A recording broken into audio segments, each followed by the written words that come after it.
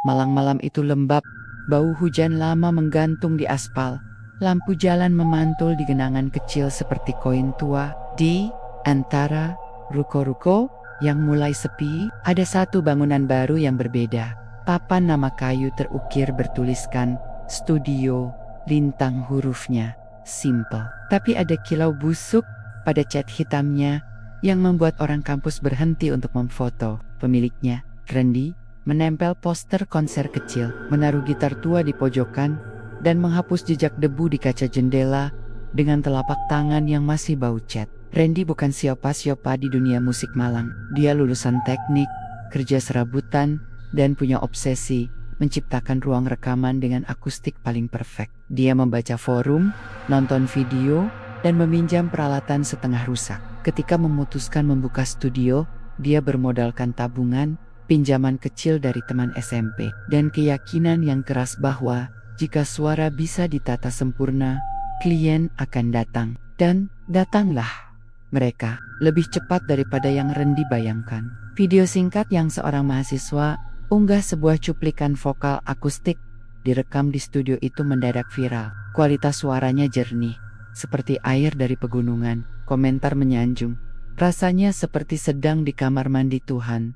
Ruangan ini bikin suara hidup. Tagar Lintang Magic mulai berseliweran di lini masa kampus. Band-band kampus, penyanyi indie, dan beberapa pembuat konten meminta slot malam hari. Pendapatan pertama Randy cukup untuk menambal atap bocor dan membeli peredam tambahan. Tetapi malam pertama, ada sesuatu yang lain. Seorang penyanyi solo, Dina, datang untuk rekaman jam 11 malam. Randy mengantarkan sekotak kopi, menyalakan lampu ember, dan menutup pintu studio dengan kunci. Dina duduk di kursi empuk, mengambil napas panjang, dan mulai bernyanyi. Di layar perekam, gelombang audio naik turun sempurna. Lalu, di tengah bait, ada nada lain. Suara pria, rendah, dan serak, menyelinap di belakang vokal Dina. Teknik perekaman menunjukkan sumber suara di mikrofon kedua. Padahal, mikrofon itu tak dipakai. Kabelnya tidak terpasang. Dina "Kamu dengar itu, ya?" tanyanya. Wajahnya pucat. Randy memeriksa peralatan. Semuanya normal, kabel rapi, phantom power mati, headphone terpasang hanya di satu saluran. Mereka mengulang, menekan record lagi. Suara itu kembali selintas, menyanyi satu baris benar-benar harmonis dengan Dina, lalu menghilang seperti asap. Dina tidak bisa tidur malam itu. Ia pulang dengan lagu yang terekam setengah sempurna, dan sebuah kegelisahan yang menggumpal di perutnya. Keesokan harinya, ia mengirim pesan ke Randy. Suara itu. Lalu beberapa minggu setelahnya, Dina batal ikut uji kompetisi vokal. Ia menolak menyanyi di tempat umum. Ia sering menatap ke sudut gelap kamarnya, seolah menunggu seseorang yang berkeringat dingin. Desis-desis mulai menyebar lebih cepat daripada hit. Ada yang bilang, studio itu dibangun di atas bekas gudang tua, benar atau tidak? Cerita lama tentang studio angker, tempat band-band kampus latihan, terpaut seperti kain lusuh di ujung cerita itu. Orang tua di warung kopi sebelah menggengge gangguk, menambahkan, dulu ada musisi di sini, katanya dia bunuh diri setelah konser gagal. Suaranya selalu terdengar menyesal. Randy menolak percaya pada kisah-kisah itu. Dia menutup telinga terhadap gosip demi uang sewa dan mimpi. Namun sesuatu dalam dirinya mulai, bukan karena rasa takut, tapi karena rasa ingin tahu yang tidak sehat. Malam demi malam, slot rekaman penuh. Band yang datang pertama sukses kecil. Lagu mereka menjadi populer di kampus. Tapi kelompok itu segera berantakan perselisihan. Satu anggota kecanduan alkohol, yang lain tiba-tiba menghilang selama beberapa hari, muncul kembali dengan mata kosong. Seorang drummer, Arul, 2 bulan setelah merekam, mengalami kecelakaan motor yang membuatnya patah semangat, bukan cedera parah. Tapi ia berhenti bicara pada temannya. Dia seperti kehilangan tempo hidupnya, ujar gitarisnya. Fenomena itu tak hanya terjadi pada artis kecil. Seorang produser dari kota tetangga datang, tertarik untuk kolaborasi. Ia pulang dengan mata sembab, menulis kontrak yang aneh pada kop surat bekas. Malam-malam berikutnya, klien yang paling sukses pun mulai menunjukkan retakan, kecemasan yang membabi buta, mimpi buruk berulang, Perasaan diawasi. Semua mulai menunjuk pada studio. Tapi tak ada bukti fisik. Rekaman tetap jernih, ruangnya bersih. Semua sensor audio normal. Randy mulai menemukan benda kecil. Sebuah kunci gitar yang tak dikenalnya. Bekas rokok tanpa filter di tempat yang tak semestinya. Jejak tanah halus di ambang pintu bagian belakang. Padahal pintu selalu tertutup rapat. Di dinding ruang kontrol, ia kadang menemukan catatan kecil goresan berbentuk lirik frasa sendu tapi kalau ia panggil polisi atau teman. Kata-kata itu lenyap. "Kamu stres, Den?" kata teman masa kecilnya, Fajar, sambil menepuk punggung Randy. "Mungkin kamu kebanyakan kerja, tapi..." Malam itu, di saat studio sepi dan hujan menempel di genting, Randy duduk sendiri di kursi operator, memandangi layar mixer yang memantulkan wajahnya pucat. Ia menekan play pada rekaman lama rekaman pertama yang membuat studio itu viral. Lagu itu mengalun lembut, dan di belakang nada solo terdengar bisikan bukan rekaman tambahan. Lebih seperti udara yang menyisir kabel. Bisikan itu memanggil nama Randy. Sangat pelan, sekilas, seperti napas di telinga. Jantung Randy berdegup. Ia menumpahkan kopi dingin, menekan tombol stop, dan menyalakan lampu dengan kalem seolah dengan cahaya itu, ia bisa menjemput akal sehatnya kembali. Ia berdiri, berjalan ke ruang rekaman. Pintu berdenting ketika didorong. Ruang itu kosong. Kursi-kursi teratur, gitar tergantung rapi, mikrofon menunggu. Di lantai, ada bekas telapak tangan tidak jelas, samar-samar, seolah dicetak oleh seseorang yang baru saja meraba dinding. Di balik meja kecil, ada sebuah amplop tua. Randy membuka, di dalamnya sehelai kertas bernoda lirik bertinta pudar. Satu baris berulang, "Jangan ambil suaraku kawan." Tulisan itu mirip ditulis oleh tangan gemetar. Di pojok amplop, ada stempel tinta yang tak dikenalnya.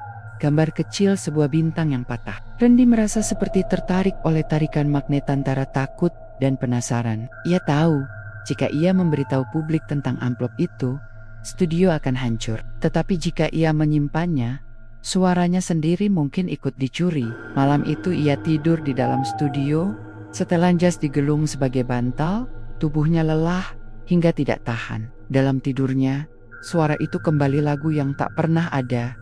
Bernada sedih, menyelinap dari dinding. Lagu yang memanggil bukan hanya nama orang, tapi memanggil janji-janji lama, janji pengakuan, janji bahwa suara yang sempurna harus dibayar. Keesokan paginya, ia menemukan pesan di ponselnya.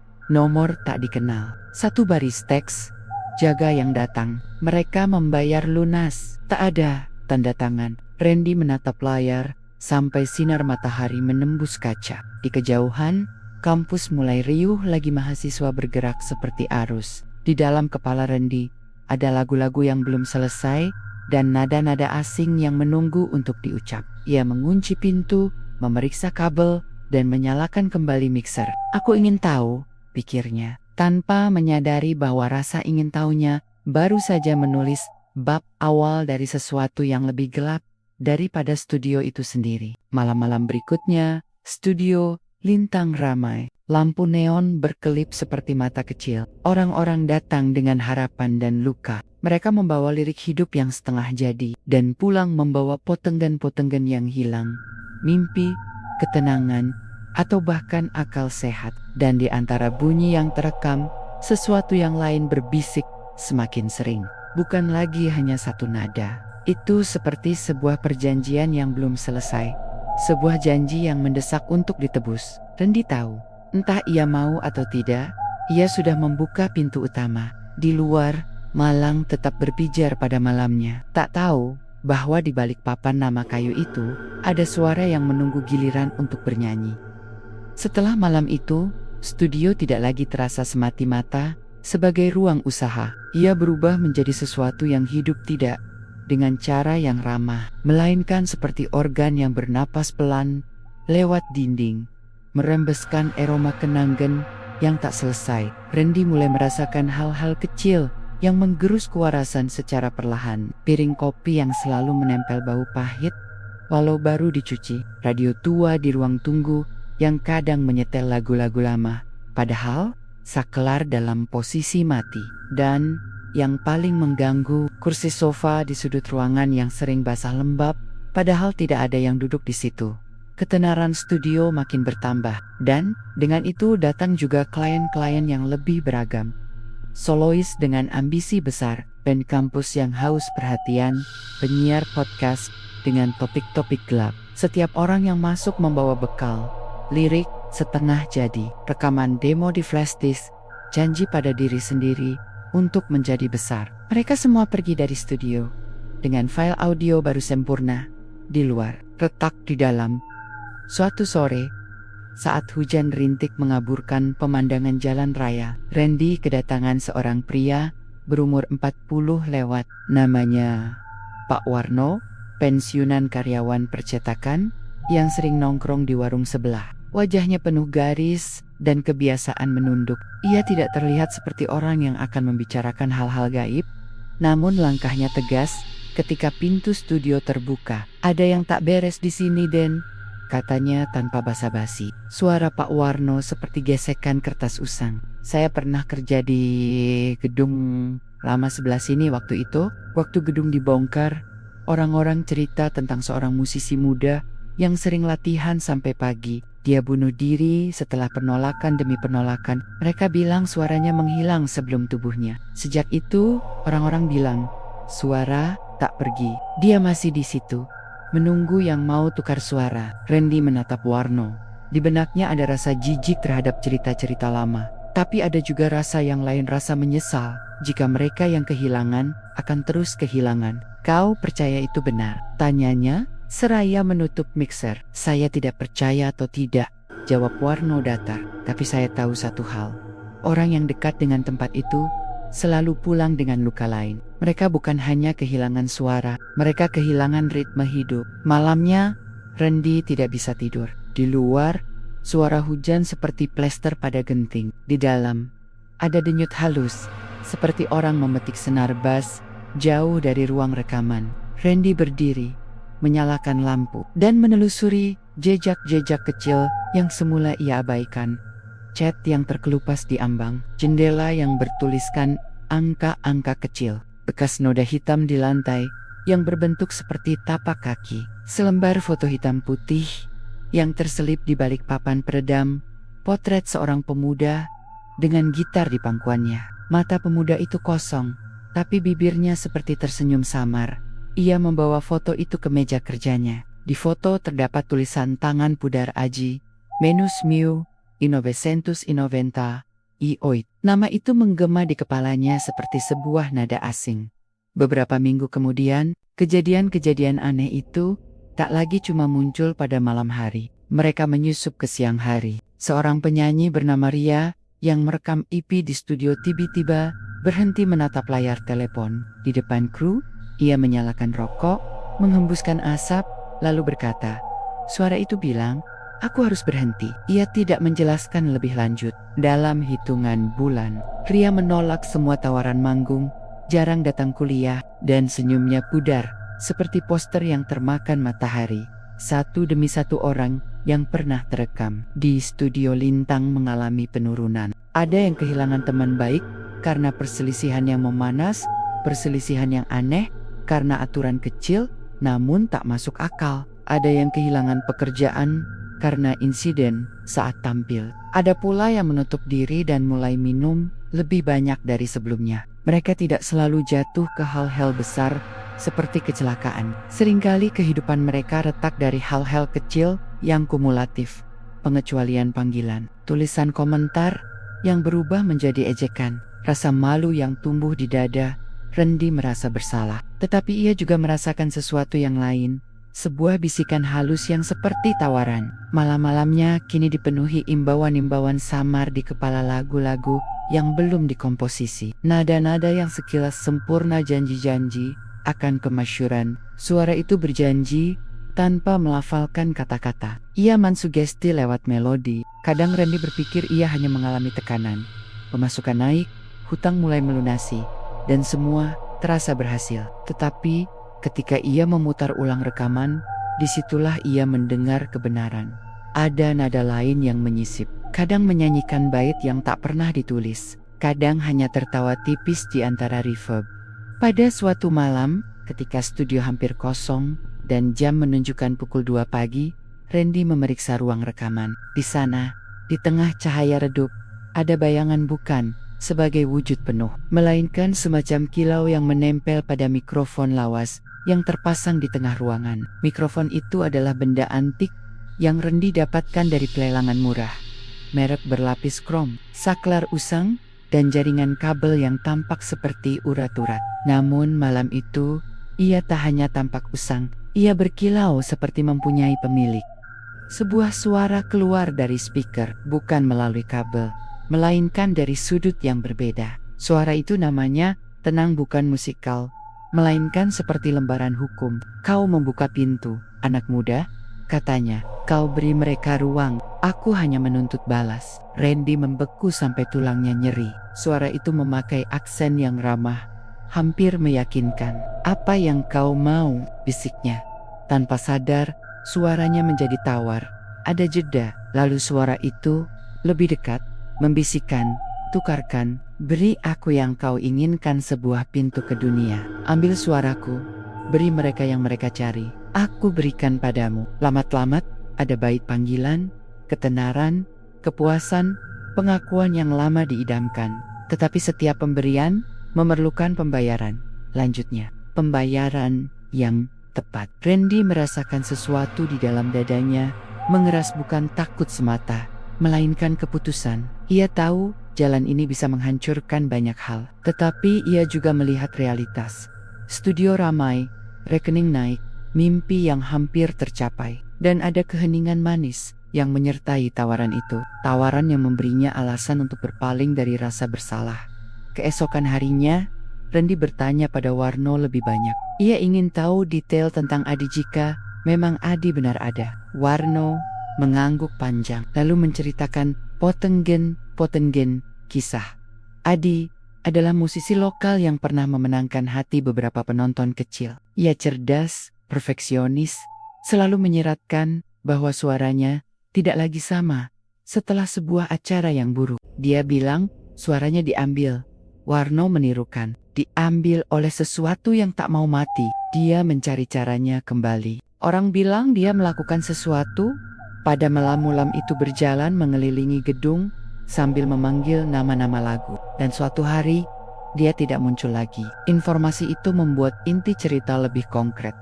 Bukan sekadar bisik-bisik, melainkan adanya sejarah luka. Dan luka itu tampak ingin bertransaksi. Ia ingin diperpanjang oleh pihak lain yang keinginannya tak pernah selesai. Kembali di studio, Randy mulai memperhatikan pola. Korban-korban tidak mengalami nasib acak. Mereka mengalami pengosongan halus yang menyerang hal-hal yang paling mereka hargai. Si penyanyi yang dulu bangga akan pidato dan argumen kini kehilangan mulut untuk bertutur. Si gitaris yang selalu perfeksionis kini tak bisa menyentuh senarnya tanpa keringat dingin. Si produser yang cerdas menjadi paranoid dan menaruh mic di tempat yang sama, berulang-kali. Ketakutan akan kehilangan suatu frekuensi yang tidak diketahui. Randy lalu bertemu dengan seorang perempuan muda bernama Sari. "Sahabat Dina?" Sari datang ke studio bukan untuk merekam, melainkan untuk menjemput beberapa barang milik Dina. Matanya merah seperti mata yang belum lama menangis. Ia duduk, menatap ruangan, lalu berkata pelan. Dina bilang dia mendengar lelaki itu memujinya. Dia bilang suaranya indah. Lalu Dina bilang suaranya mulai mengambil sesuatu dari dalam dirinya. Dia takut. Apa yang diambil? Tanya Randy. Sari menelan ludah, lalu menandok. Semua hal kecil yang membuat dia Dina.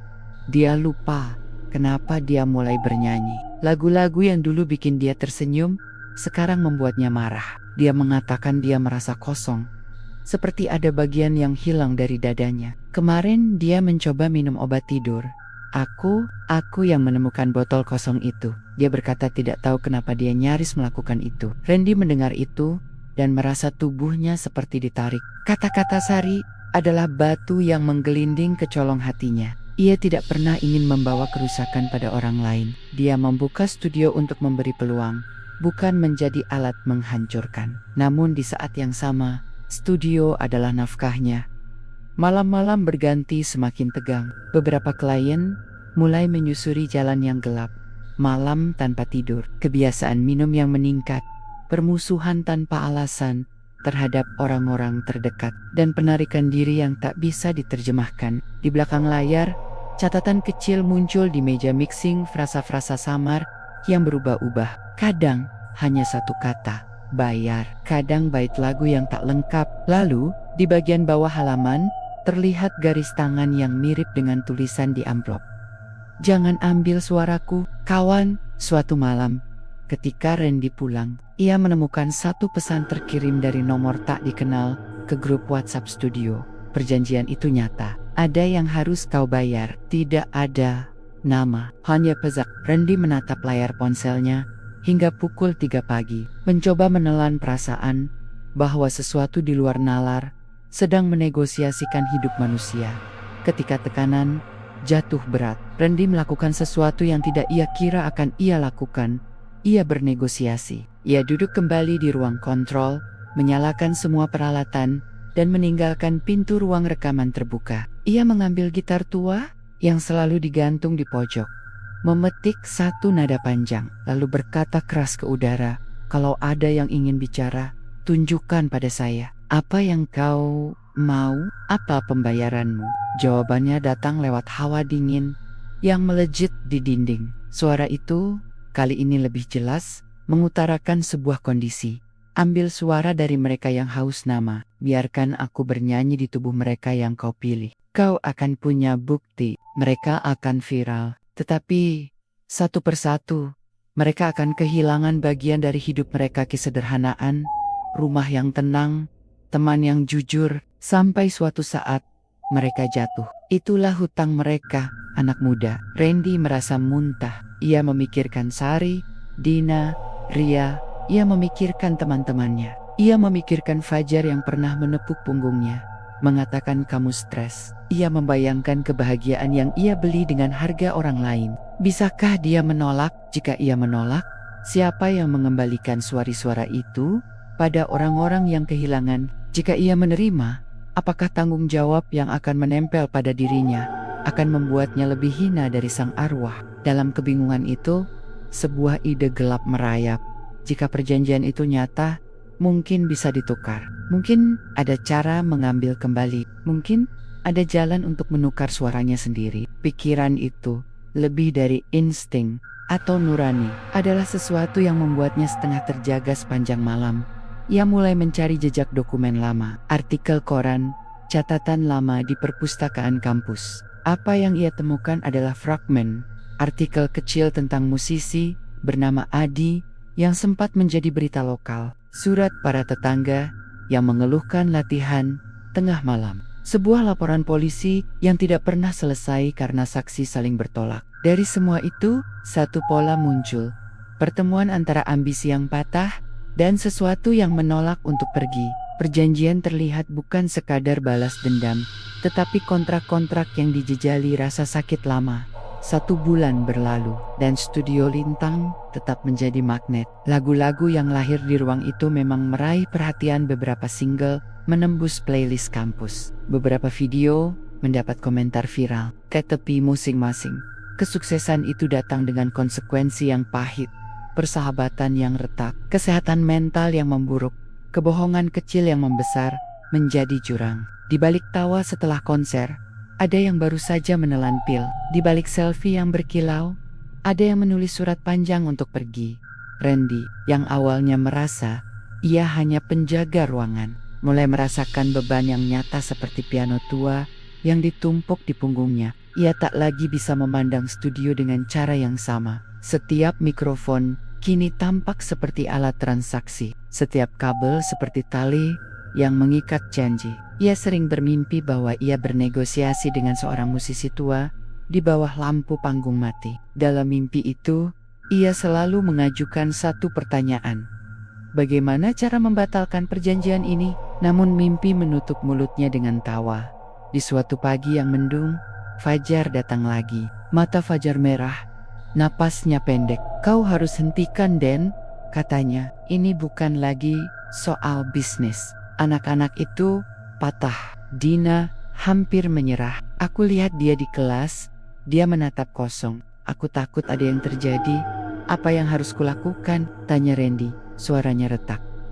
Fajar menatap Randy lama, lalu berkata pelan, cari tahu siapa yang dulu, temukan keluarganya, minta bantuan orang tua, atau dukun, atau siapa saja yang mengerti, tapi hentikan orang datang ke situ. Tutup, kata itu sederhana, tapi Randy tahu implikasinya. Tutup studio, berarti menutup pintu pada impian-impian yang masih bisa diselamatkan. Tutup studio berarti mengakui kemenangan sesuatu yang gelap. Ia berdiri, menutup jendela, dan menyentuh gitar di pojok. Jarinya bergetar, antara rasa takut dan rasa bersalah. Malamnya, ketika lampu kelap-kelip dan hujan lagi turun, seorang klien baru datang. Ia adalah lelaki muda dengan rambut undercut, suara seperti asap, membawa demo single yang ingin ia sulap jadi hits. Ketika ia menyanyikan lagu pertama, ada harmonisasi lain yang muncul halus, penuh pengertian membuat nada itu semakin sempurna. Setelah sesi, pemuda itu tersenyum lega, membawa perekam pulang, mengunggah video, dan dalam beberapa hari mendapat ribuan view. Wajahnya berubah seperti orang yang menemukan takdir. Namun beberapa minggu kemudian, pemuda itu tidak lagi menanggapi telepon temannya.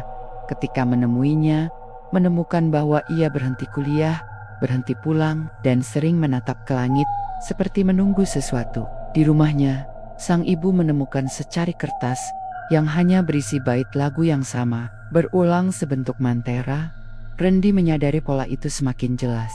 Perjanjian memberi yang diinginkan dengan harga yang tak terlihat. Dan harga itu dipungut pelan-pelan dengan cara yang merobek kehidupan sedikit demi sedikit sampai tak ada lagi yang bisa dikenali. Ia juga menyadari satu fakta yang lebih menakutkan.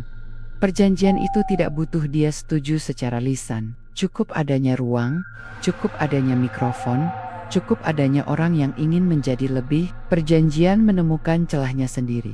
Akhir bab itu, Randy duduk menghadap meja mixing, lampu redup, mengelus wajahnya. Di tangannya, ia memegang foto Adi yang semakin pudar. Ia memikirkan kote kata Warno, bisikan dalam mimpi, dan tatapan kosong para kliennya. Di luar, Malang memancarkan cahaya urban seperti tak terpengaruh. Di dalam, studio berdenyut, menunggu kesepakatan berikutnya. Randy tahu satu hal pasti, pintu telah dibuka, dan arwah yang menunggu di dalam tidak lagi sabar. Ia menutup matanya, lalu berbisik pada udara, kalau ini perjanjian, aku mau tahu siapa yang menandatangani. Dan di keheningan, sebuah suara lembut menjawab, kau sudah menandatangani ketika kau menaruh ambisinya di ambang pintu. Hari-hari berikutnya terasa seperti bayangan panjang yang tidak pernah berhenti mengikuti Randy. Meskipun matahari masih naik dan langit Malang tetap biru, ada sesuatu yang berubah, bukan pada kota, tapi pada dirinya. Tidurnya singkat, makan rasanya hambar, dan pikirannya terus dipenuhi satu kalimat yang terus menghantuinya. Kau sudah menandatangani. Kalimat itu terdengar seperti ucapan biasa, tapi semakin lama mengendap dalam kepala, semakin terasa seperti ancaman.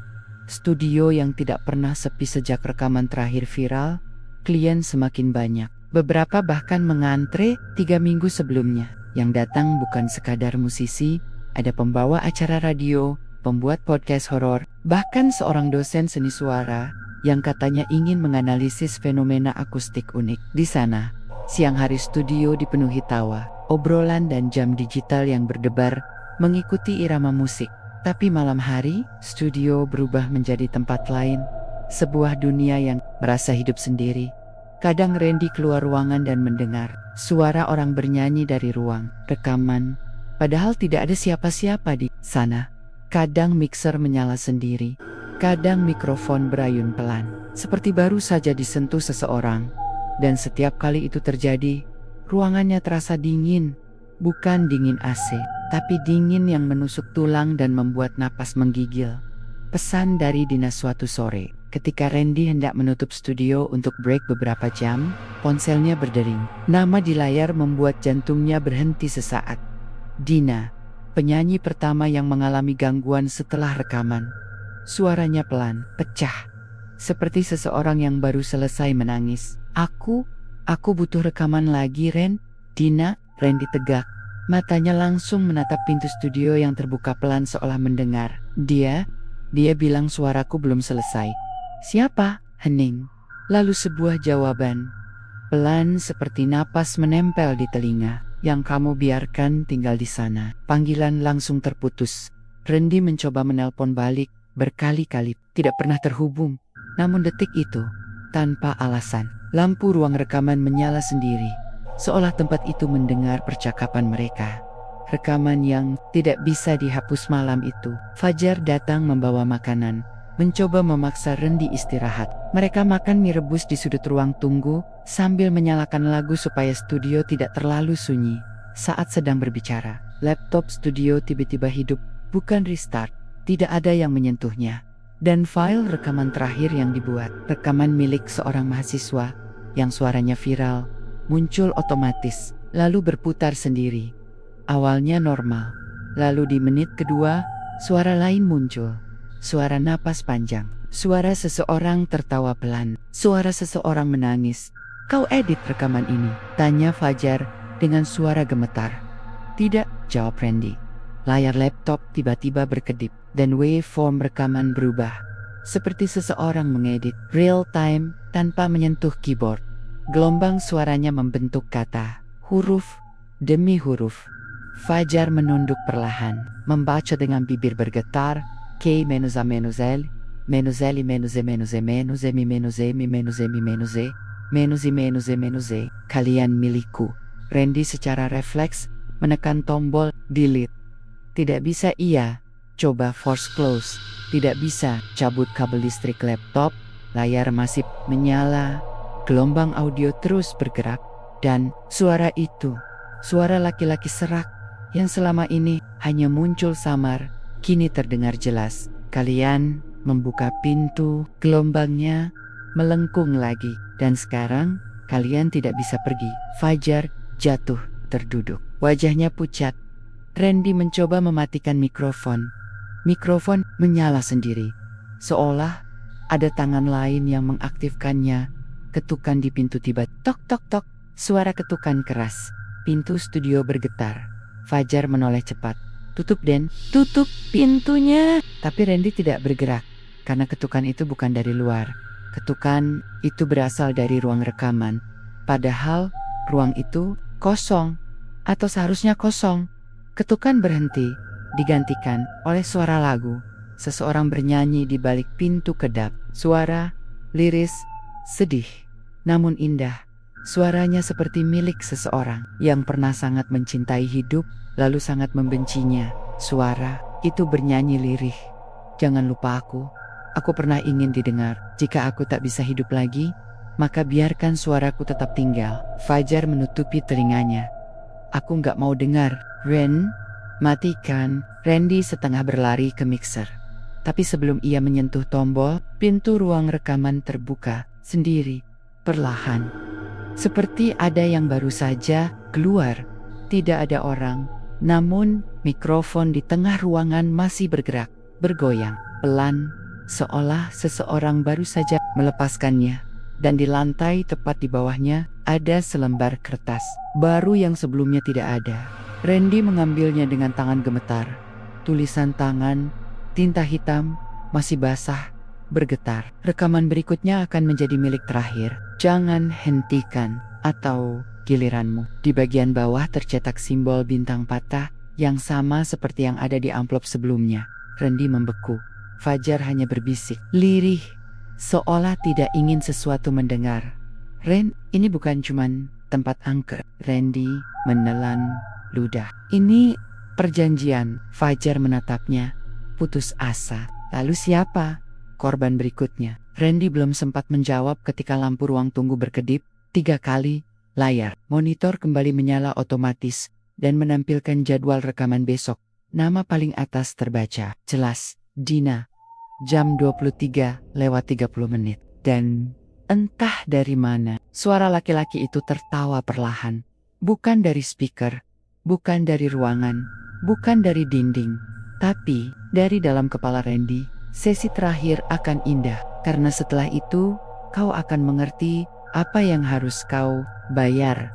Randy memejamkan mata. Ia sadar, bukan sekadar rekaman, itu panggilan, dan tidak ada yang siap dengan apa yang menunggu setelahnya. Studio Lintang bukan lagi sekadar tempat musik. Ia sudah berubah menjadi altar suara. Dan altar selalu minta tumbal. Sejak kejadian dengan suara misterius itu, Bayu berusaha meyakinkan dirinya bahwa semua hanya gangguan teknis. Namun, semakin hari, semakin banyak hal yang tidak bisa dijelaskan.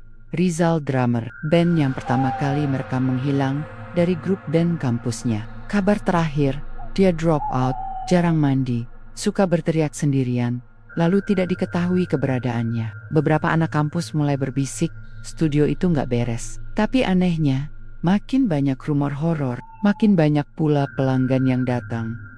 Semua penasaran, semua mencari sensasi, dan semua percaya satu hal. Studio Bayu punya suara rekaman yang lebih hidup dari studio manapun. Jam 11 malam, studio gelap hari itu, Bayu menerima permintaan rekaman dari band indie bernama Sunset Radio. Mereka ingin rekaman full album, tapi hanya diizinkan mulai jam 11 malam sampai subuh karena jadwal studio penuh.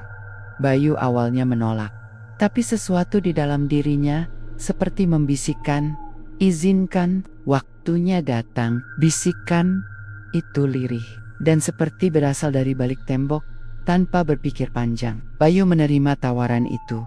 Saat jam menunjukkan jam 23:02, anak-anak Sunset Radio datang. Mereka terlihat semangat, tapi ada kecanggungan ketika melihat interior studio. Studio itu tampak modern, tetapi lampu gantung kuningnya menimbulkan aura muram. Di sudut ruangan, terdapat satu kursi tua dari kayu jati, kursi yang Bayu temukan saat pertama kali merenovasi bangunan ini. Semua musisi yang pernah rekaman di sini selalu berkomentar hal yang sama. Kursi itu kayak ada yang duduk, padahal kursi itu kosong. Sejak dulu, Bayu tidak pernah memindahkannya, tidak tahu kenapa. Seolah kursi itu harus tetap di sana. Rekaman dimulai, band mulai take satu persatu. Bassline halus, drum rapi, lalu giliran vokal. Vokalisnya, cewek bernama Tami, masuk ke dalam booth akustik. Bayu mengatur setting mic, namun sebelum ia menekan tombol rekam, tiba-tiba semua lampu meredup, seperti ada seseorang yang lewat di jalur listrik. Monitor komputer berkedip, dan speakernya mengeluarkan suara seperti napas berat. Semua langsung menoleh. Tami paling pucat. "Tadi ada yang ngomong?" bisiknya. Bayu menelan ludah. Angin, mungkin noise, mic, tapi ruangan itu kedap suara. Tidak ada jendela, tidak ada ventilasi terbuka, dan napas itu terlalu nyata. Take vokal pertama Tami mulai bernyanyi. Suaranya lembut, pelan, penuh emosi, hingga akhirnya pada bagian ref muncul suara kedua lebih rendah, lebih berat, lebih sakit. Bukan suara backing vokal, bukan suara manusia. Lebih seperti seseorang yang bernyanyi sambil menahan tangis. Semua terdiam. "Stop!" teriak Tami dari dalam booth sambil memegang headphone di telinganya dengan panik. "Siapa yang ikut nyanyi?" Tidak ada yang jawab, karena semua mendengarnya. Dan tidak ada siapapun yang sedang merekam selain dia. Playback Bayu memutar ulang hasil rekaman dengan dadanya sesak. Pada menit jam 2:14. Tepat saat ref naik, muncullah suara lirih itu. "Jangan tinggalkan aku." Suara ini milikku. Bukan hanya suara berat. Di baliknya terdengar jeritan, samar namun nyata. "Aku masih di sini." Semua wajah langsung berubah pucat. Gitarisnya mundur pelan, mendekati pintu keluar. Drummer berdoa terbata-bata. Tami menangis. Bayu hanya bisa menatap layar monitor dengan tubuh gemetar. Tangannya dingin. Suasana membeku. Tapi yang paling membuat bulu kuduk berdiri adalah satu hal. Vokal track itu diberi label otomatis oleh software. Padahal Bayu tidak mengetik apapun. Namanya adalah Aldo. Teklas Bayu menutup mulutnya. Dia tahu nama itu. Semua musisi di Malang tahu nama itu. Aldo, vokalis jenius dari band legendaris kampus yang bunuh diri di studio musik tua. Bangunan yang sekarang menjadi milik Bayu. Saat semua masih dalam ketakutan, lampu studio berkedip cepat seperti strobo, kursi kayu di sudut ruangan berderit pelan, seolah seseorang baru saja duduk. Dan suara yang sama terdengar lagi lebih jelas, lebih marah. Suara ini milik Tommy Manjerit, salah satu anggota band Muntah. Dan Bayu hanya bisa berdiri gemetar. Karena di monitor, track baru muncul sendiri. Track itu hanya berisi satu kata, lanjutkan. Setelah kejadian dengan Sunset Radio malam itu, studio Bayu berubah. Bukan hanya suasananya, tapi juga caranya hidup. Setiap malam, meski tak ada klien datang, ada suara-suara yang muncul dari dalam ruangan rekaman. Kadang seperti orang berbicara pelan, kadang seperti seseorang menyanyi dengan penuh putus asa. Yang paling sering muncul adalah suara erangan panjang, seperti seseorang menahan sakit atau kesedihan. Bayu mulai merasa studio itu tidak lagi menjadi miliknya, atau mungkin sejak awal bukan miliknya sama sekali. Mimpi yang selalu sama 3 malam berturut-turut. Bayu mengalami mimpi yang identik. Dalam mimpinya, ia berada di ruangan yang sama dengan studio miliknya sekarang. Namun tampak lebih tua, lebih suram, sempit, dan penuh coretan dinding bertinta hitam. Di sudut ruangan, di kursi kayu tua itu, selalu duduk seseorang. Sosok laki-laki kurus, rambut acak-acakan, wajah pucat, dan leher memar, seperti bekas jeratan tali. Mata laki-laki itu kosong, tetapi bibirnya bergerak pelan. Suara, milikku, kau. Bayu ingin kabur, tapi tidak bisa menggerakkan tubuhnya. Lalu, tangan laki-laki itu meraih mikrofon tua yang tergantung. Ia mulai bernyanyi suara serak, berat, dan penuh luka. Semakin lama semakin keras, sampai berubah menjadi jeritan menyayat. Lalu mimpi itu selalu berakhir sama. Bayu melihat dirinya sendiri di belakang sosok itu mengambil tali dan memasangkannya di leher lelaki itu. Bayu selalu terbangun dengan napas tercekik, seperti habis ditarik dari air. Klien baru dan pola yang sama, semakin banyak orang datang, semakin banyak kejadian aneh, dan ada satu pola yang selalu muncul. Siapapun yang merekam lagu di studio itu pasti akan mengalami halusinasi, depresi, dan perilaku destruktif. Beberapa berhenti kuliah, menghindari keluarga, menjadi pendiam, kadang menangis sendiri tanpa alasan. Namun anehnya, hasil rekaman mereka selalu viral. Suara mereka terdengar hidup, emosional, sakit, dan nyata. Orang-orang menyebutnya The Cursed Vocal, vokal terkutuk yang tak bisa dibuat ulang. Malam tanpa klien pada suatu malam.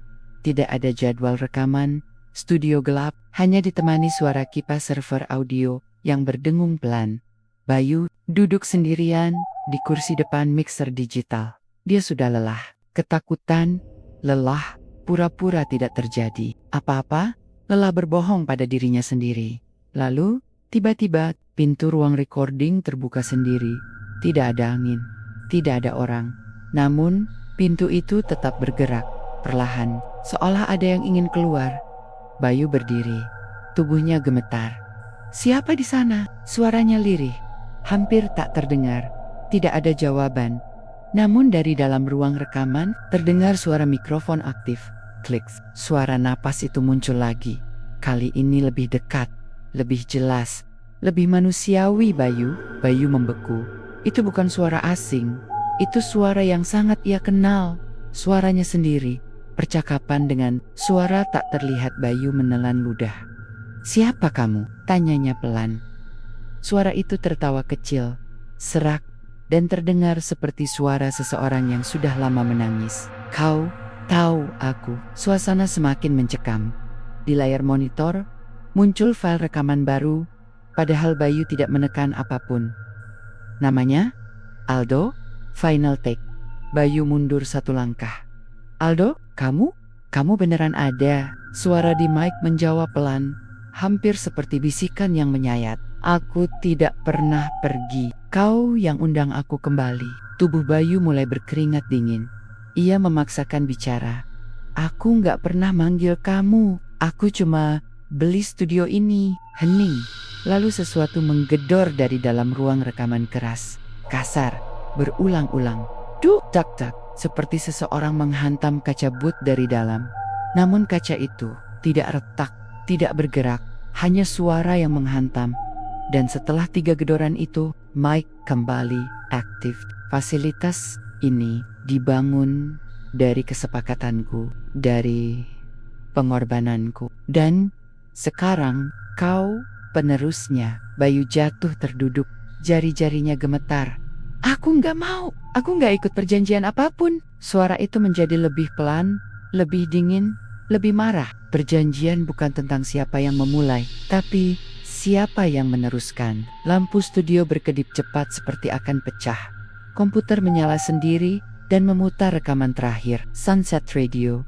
Pada bagian ref, suara hantu itu bernyanyi bersama Tami. Namun, kali ini suaranya berbeda, lebih keras, lebih jealous, lebih mengancam. Kau milikku. Suara ini milik. Bayu memekik, menutup telinga. Tubuh bergetar hebat. Tapi meskipun telinganya tertutup, suara itu tetap terdengar. Suara yang bukan hanya terdengar di ruang itu, melainkan di dalam kepalanya. Dan di saat Bayu berusaha menenangkan diri, di belakangnya, kursi kayu itu kembali berderit pelan, seolah seseorang baru saja duduk. Dan suara terakhir yang terdengar sangat dekat dengan telinganya. Sudah waktunya. Kau rekaman. Setelah malam ketika suara itu memanggil namanya, hidup Bayu tidak lagi sama. Ia tidak bisa tidur, tidak bisa makan. Kepalanya penuh bisikan pelan, tapi terus berada di sana. Seperti suara yang menempel di dasar otak. Rekam, selesaikan, kau penerusku. Kadang suara itu terdengar seperti Aldo, kadang seperti Bayu sendiri, dan yang paling menakutkan, kadang terdengar seperti gabungan keduanya, seperti 2 suara dalam satu tubuh. Bayu mulai kehilangan batas antara realita dan halusinasi. Studio mengunci dirinya sendiri. 3 hari setelah kejadian itu, Bayu mencoba menutup studio. Ia mencabut semua kabel, mematikan mixer, bahkan memutus aliran listrik dari panel utama. Namun malamnya, saat ia ingin tidur, ponselnya berbunyi. Notifikasi, aplikasi CCTV studio. Bayu, yang ketakutan, membuka videonya dengan tangan. Gemetar. Studio itu menyala. Lampu-lampunya terang, mixer hidup, komputer menyala. Dan yang paling membuat darah Bayu membeku. Recording active live. Jam 0:17, 018, 019. Ada proses rekaman, padahal tidak ada manusia di dalam ruangan itu. Bayu fokus ke layar sebentar. Tidak, bukan kosong. Di kursi kayu itu ada bayangan. Seperti tubuh seseorang duduk dengan pundak menunduk. Wajah tersembunyi oleh rambut panjang berantakan. Sosok itu bergerak pelan, seperti sedang bernyanyi, mulut terbuka. Namun tanpa suara pada rekaman video, tapi di layar rekaman audio, gelombang suara sangat jelas. Studio sedang merekam lagu. Bayu panik. Ia mengambil kunci dan jaket, lalu bergegas ke studio. Kembali ke studio. Pintu studio berat saat dibuka, seolah seseorang menahan dari dalam. Begitu ia berhasil memasukinya, hawa ruangan langsung berubah dingin meski AC mati. Udara terasa lebih tebal, penuh tekanan, seperti ada seseorang berdiri sangat dekat. Komputer masih menyala. Di layar, software rekaman menunjukkan file vokal baru dan namanya otomatis muncul. Bayu, Taka 1. Bayu membeku. Aku nggak rekaman, gumamnya. Namun suara di dalam speaker menjawab, belum. Suara itu bukan dari speaker, bukan dari komputer, tapi dari arah ruang rekaman. Dari balik kaca but, Bayu perlahan menoleh. Kursi kayu itu tidak kosong. Ada sosok laki-laki muda duduk di sana. Tubuhnya kurus, wajah pucat, lehernya ada bekas jeratan seperti luka lama. Mata kosong, namun mengikuti gerak Bayu. Aldo, hantu itu tampak jauh lebih jelas daripada sebelumnya, bukan lagi bayangan atau bentuk kabur, melainkan seperti makhluk nyata. Aldo tersenyum pelan, bibirnya pecah seperti habis dijahit. Akhirnya, kau datang. Bayu tidak bisa bicara. Kenapa? Kenapa? Suaranya terbata. Aldo bangkit dari kursi, bergerak pelan, tidak berjalan, melainkan seperti meluncur. Karena kau yang melanjutkan tempat ini. Kau yang membuka pintu yang harusnya tetap terkunci. Dan kau yang ingin pengakuan. Bayu menggeleng keras. Tidak, aku cuma ingin studio sukses, bukan ini. Aldo berdiri tepat di depan kaca booth. Wajahnya semakin dekat. Kesuksesan selalu ada harganya. Aku bayar dengan hidupku. Sekarang giliranmu membayar dengan suara. Tiba-tiba, pintu ruang rekaman terbuka sendiri dengan suara klik pelan dalam ruangan itu. Mic condenser berdiri tegak. Headphone menggantung. Lampu indikator merah berkedip. Recording ready studio seolah mengundang Bayu masuk. Dipaksa tak ke Bayu mencoba kabur. Tapi saat ia berbalik, pintu utama studio menutup keras hingga gagangnya bergetar. Bayu menekan, menarik, menendang, tapi pintu itu terkunci seperti beton di belakangnya. Suara langkah mendekat.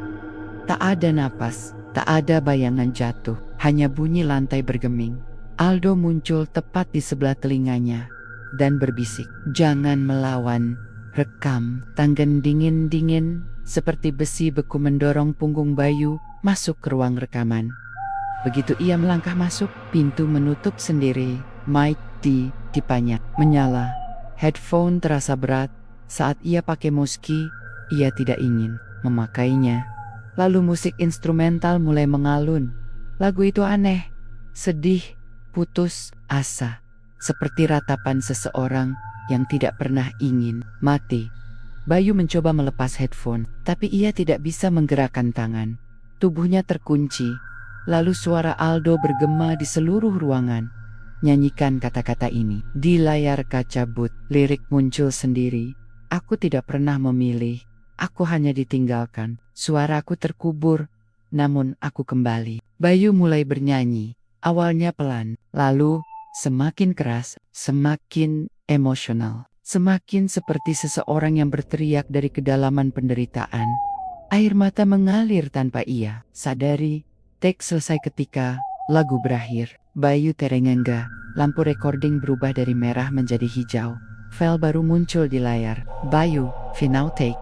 Aldo berdiri di balik kaca, menatap hasil rekaman itu dengan senyum puas. Lalu ia berkata pelan namun jelas, "Sekarang, kau bagian dari kami." Studio menjadi gelap. Suara terakhir yang terdengar sebelum semuanya hitam adalah suara pintu dikunci. Dari Lu. Setelah rekaman malam itu, Bayu tidak pernah lagi menjadi Bayu yang sama. Matanya cekung, suaranya serak meski ia jerang bekara, dan setiap kali ia membuka mulut, ada gema kecil seperti ada suara kedua menumpang dari dalam dirinya. Studio itu semakin ramai, dikunjungi namun bukan oleh manusia. Kadang, Bayu melihat siluet tanpa wajah berjalan melewati lorong studio. Kadang terlihat tangan pucat yang mencakar kaca booth dari dalam, padahal tidak ada orang di sana. Lampu rekaman sering menyala sendiri. Semua terjadi tanpa penjelasan.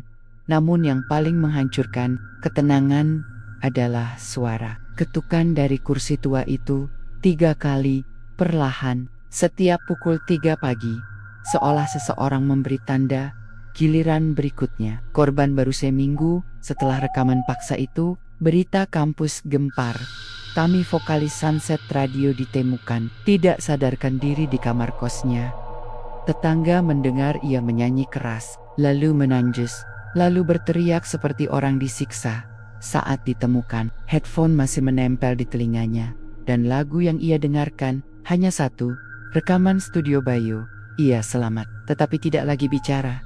Hanya sesekali ia bergumam pelan, "Jangan biarkan dia ambil suaramu." Namun kalimat itu berubah di malam berikutnya menjadi, "Dia butuh lebih banyak, lebih banyak." Teman-temannya mengira ia gila. Bayu tahu itu bukan kegilaan, itu peringatan, panggilan terakhir malam itu. Seperti biasanya, Bayu duduk di depan mixer, menatap layar yang gelap.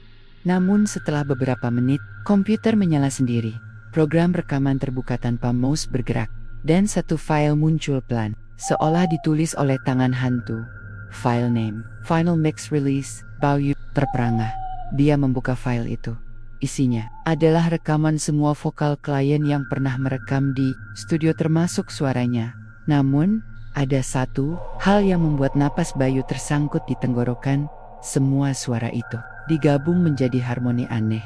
Suara orang menangis, suara berteriak, suara memohon, dan di tengah harmoni penderitaan itu ada suara Aldo memimpin seperti dirigen neraka. Lagu itu terdengar hidup, seperti banyak jiwa berusaha keluar. Bayu merasa telinganya panas, kepalanya berdenyut. Lalu muncul pesan di layar. Tekan play untuk menyelesaikan perjanjian. Tangannya gemetar. Dia tahu, jika play ditekan, rekaman itu akan dipublikasikan otomatis ke semua platform musik Spotify, YouTube, Apple Music, dan siapapun yang mendengarnya akan menjadi bagian dari rekaman itu.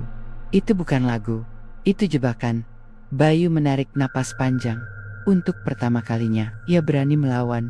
Aku gak mau, aku gak akan jadi bagian dari ini. Namun dari speaker, terdengar suara jawaban, suara Aldo. Kau sudah jadi bagian, bahkan sebelum kau tahu. Kursi tua bergerak, suara kayu berderit, terdengar perlahan. Kursi kayu tua itu bergerak sendiri, mendekati Bayu, langkah demi langkah, bergeser, seperti didorong oleh tangan tak terlihat. Bayu mundur, namun kursi itu terus mendekat, sampai akhirnya berhenti tepat di belakangnya. Bayu bisa merasakan hawa dingin menusuk dari arahnya. Suara Aldo kembali terdengar, duduk. Bayu menggeleng. Aku gak mau, namun tubuhnya memberontak sendiri seperti ada magnet gaib. Menariknya, jatuh terduduk di kursi, tangan dan kaki seolah terkunci. Mikrofon menyala, headphone menempel sendiri di telinganya. Layar komputer berubah, teks baru muncul, record, last take. Bayu berusaha berteriak, namun suaranya tidak keluar. Hanya suara berat dari dalam dirinya seperti suara dua orang berbicara bersamaan. Aldo muncul di refleksi kaca but. Namun kali ini, wajahnya bukan pucat suram seperti mayat. Ia tampak normal, hidup. Seolah rekaman terakhir Bayu telah memberinya kekuatan. Ia menatap Bayu dan berkata pelan, "Terima kasih sudah meneruskan warisan ini, Sekren, Okubi." Pergantian Aldo perlahan berjalan ke arah pintu studio. Bayu berusaha bangkit, namun tubuhnya semakin kaku, dingin, mati rasa. Di layar monitor, nama file berubah, Aldo, rilis, dan tepat di bawahnya, file baru muncul, Bayu, bound. Bayu mulai paham, perjanjian ini butuh penerus. Seseorang harus menggantikan penjaga studio. Aldo sudah terikat puluhan tahun, dan sekarang giliran Bayu. Aldo berhenti di depan pintu, tidak menoleh, namun suaranya terdengar jelas. "Studio ini sekarang milikmu." Selamanya, pintu terbuka. Aldo keluar melangkah seperti manusia biasa. Saat pintu tertutup, semua lampu studio berubah, warna menjadi merah. Mixer menyala, speaker berdengung. Kemudian satu suara terdengar dari mikrofon. Suara berat, serak, dalam. Namun itu suara Bayu. "Selamat datang. Siapa berikutnya?" Penutup yang tidak menutup studio Bayu kini dikenal sebagai studio paling laris di Malang. Setiap rekaman selalu terdengar luar biasa. Dan setiap artis yang pernah rekaman di sana tidak pernah lagi terdengar bahagia.